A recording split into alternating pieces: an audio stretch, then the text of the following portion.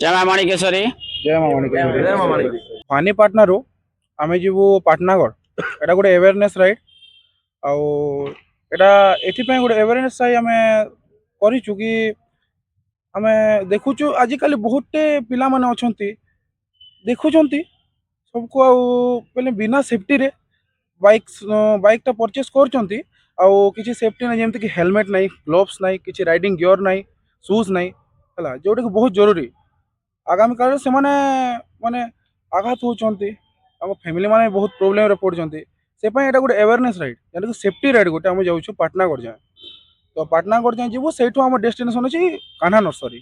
ठीक है बुझीबा तो केते जण अछंती आपन मेंबर? हम एबे भाई मान सब तो एछि आख 15 जण अछु जो रूट रे जाउछु भाई माने आकु भी जॉइन करबे। यदि आम गोटे एक्सीडेंट होचु आम द्वारा समस्त अधिक आघात होची मुंडरे मुंडरे जदि आघात होची ताहले डेथ हेबार संभावना बहुत अछि।